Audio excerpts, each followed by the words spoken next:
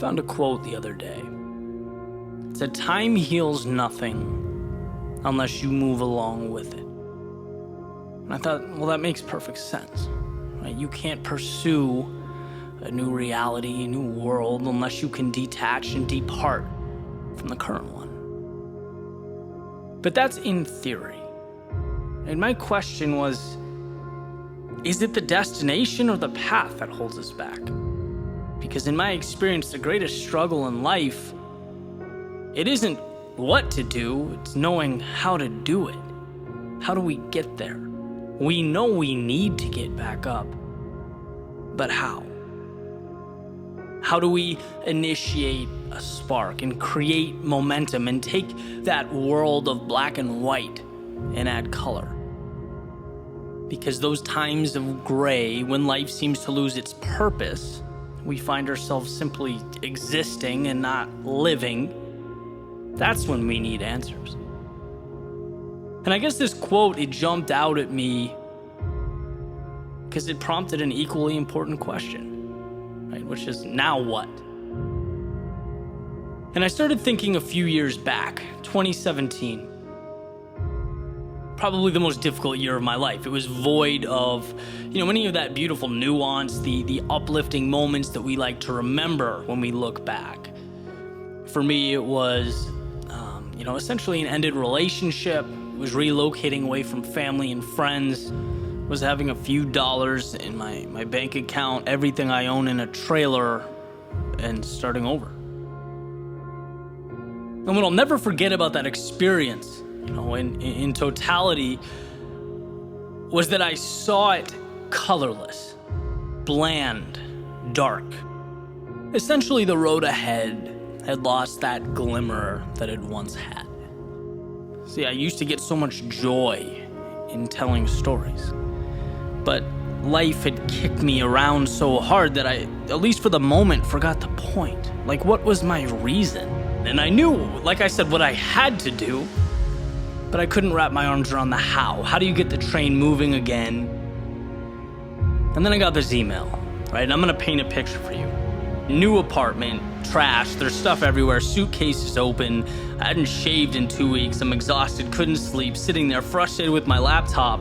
And the email is basically someone looking to create a documentary, asking if they could stay with me for 3 days and create a film about always maintaining discipline and living a productive life. And I just erupted into laughter, right? I don't think Seinfeld could have written something more ironic. It made no sense. But it caused me to reflect, right? I obviously declined the video. It just wouldn't have felt right or accurate in that moment. But I started to think, how is there such a gap between the old me and who I was sitting on that bed?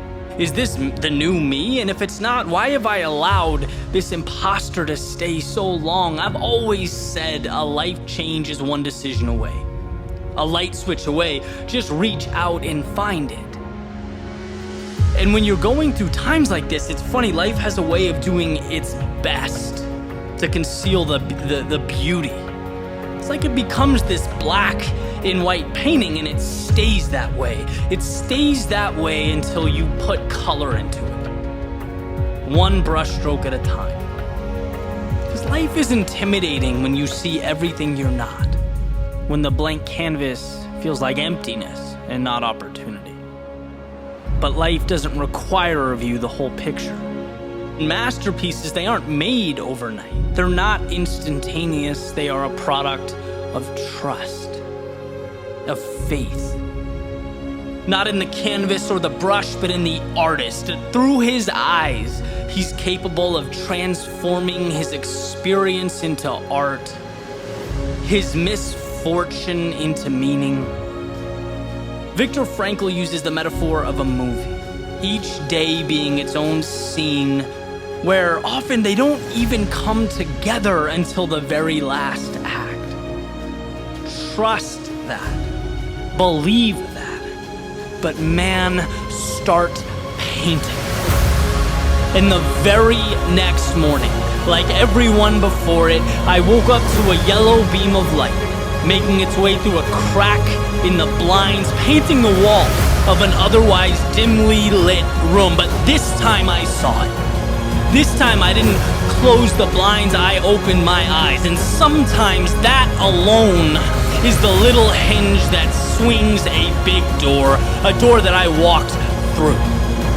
And I saw the green of the palm trees, the beauty, the simplicity, and thought, how lucky am I to be where I am when I am. I saw a blue sky, a miracle in its own right, that's not confined to story or narrative, and well, maybe I'm not either.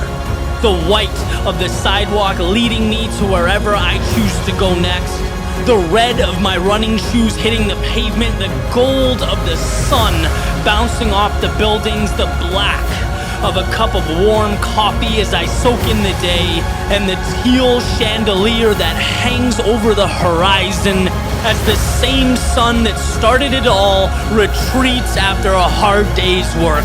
See, you have everything you need, and life is not always perfect, but it is always what you make it. How things are is not how they should be or need to be, but how you've allowed them to be. And most importantly, black and white does not describe reality so much as it describes what's not there, what's missing from reality. And my hope is to never conform to that sketch or outline that masquerades as truth, but to see beyond it.